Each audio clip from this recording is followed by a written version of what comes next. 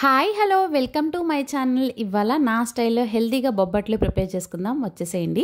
దానికంటే ముందు ఒక చిన్న మాట, నిన్న నేను అడిగిన పొడుపు కథకైతే ఫస్ట్ అడిగిన పొడుపు కథకి ఆన్సర్ అయితే క్రాఫ్ట్ విత్ నిత్య గారు అయితే కరెక్ట్ ఆన్సర్ చెప్పారండి. Well done. ఇవాళ పొడుపు కథ అయితే అడుగుతున్నానండి.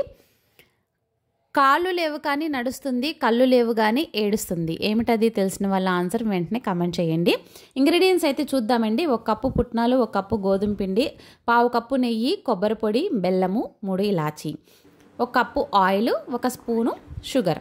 ఇప్పుడైతే ఒక మిక్సీ జార్ తీసుకుని 1 కప్పు పుట్నాలు ఏ కప్పుతో తీసుకుంటారో అదే కప్పుతో బెల్లం కూడా వేసుకోవాలి. బెల్లము, 3 ఇలాచి, 1 స్పూను నెయ్యి, ఇవన్నీ కూడా మిక్సీ జార్లో వేసుకుని ఇవన్నిటినీ కూడా మెత్తగా పౌడర్ లాగా చేసుకోవాలి. చూసారు కదా, ఈ విధంగా మెత్తగా పౌడర్లా చేసుకుని పక్కన పెట్టుకోండి. ఇప్పుడైతే మనం పిండిని అయితే కలుపుకోవాలి. 1 కప్పు గోధుమ పిండి, ఈ గోధుమ పిండి ప్లేస్లో మీరు మైదా పిండిని కూడా తీసుకోవచ్చు. నెక్స్ట్ అయితే 1/2 teaspoon salt, 1 spoon sugar కూడా వేసుకుని బాగా మిక్స్ చేసుకోవాలి. ఇవన్నీ కూడా మిక్స్ అయిన తర్వాత కొంచెం వాటర్ వేసుకుంటూ మనం చపాతీ పిండి మిక్స్ చేసుకుంటాం కదా, దానికంటే కూడా కొంచెం సాఫ్ట్గా అయితే మిక్స్ చేసుకోవాలి పిండిని. 1 స్పూన్ నెయ్యి కూడా వేసుకుని వీటన్నిటిని కూడా బాగా మిక్స్ అయ్యే విధంగా మిక్స్ చేసుకున్న తర్వాత 3 నుంచి 4 స్పూన్ల ఆయిల్ వేసుకుని బాగా సాఫ్ట్గా అయ్యే వరకు మిక్స్ చేస్తూ ఉండాలి. చూసారు కదా, ఈ విధంగా అయితే సాఫ్ట్గా రావాలి. మనం బొబ్బట్లు చేసుకుంటాం కదా, ఆ పిండి ఏ విధంగా ఉంటుంది సాఫ్ట్గా, ఆ విధంగా అయితే మనం పిండిని కలుపుకుని ఒక 30 to 40 మినిట్స్ పక్కన పెట్టుకోవాలి. ఇంత సాఫ్ట్గా అయితే ఉండాలి, అప్పుడే బొబ్బట్లు సాఫ్ట్గా వచ్చి టేస్ట్ బాగుంటాయి. ఇప్పుడైతే మనం ముందుగా ప్రిపేర్ చేసుకున్న పుట్నాల పౌడర్లో కొబ్బరి పొడి వేసుకున్నాను నేను. మీ దగ్గర పచ్చి కొబ్బరి ఉన్నా కూడా అది తురుముకుని వేసుకోవచ్చు. 1 స్పూన్ నెయ్యి కూడా వేసుకుని బాగా మిక్స్ చేసుకోవాలి.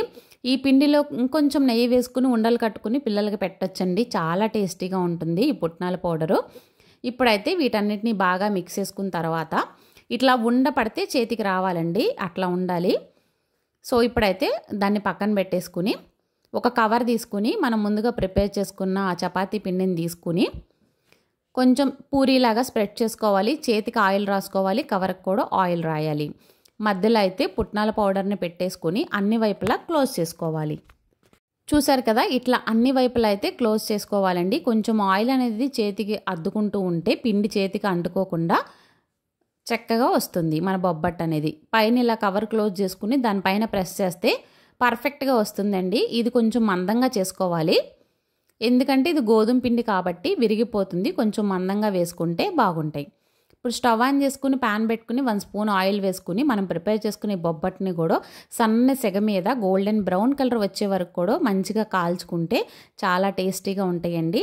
ఇదైతే చక్కగా ఫ్రై అయింది కాబట్టి ఒక గిన్నెలో తీసుకుని పక్కన పెట్టుకుందాం. ఇప్పుడు మళ్ళీ ఇంకొకటి అయితే చూపిస్తున్నాను. కొంచెం పిండిని తీసుకోండి, చేతికి ఆయిల్ అద్దుకోండి.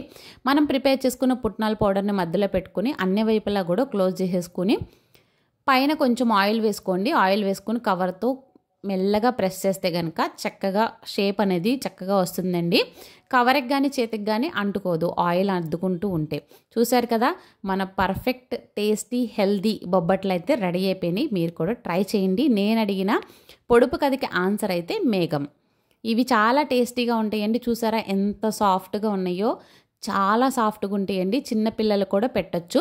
చిన్నపిల్లలకి కొంచెం పాలల్లో గనక ఇవి ముక్కలుగా చేసి పాలల్లో గనక వేసి పెట్టినా కూడా చాలా మంచిదండి. ఇది చాలా హెల్దీ ఫుడ్.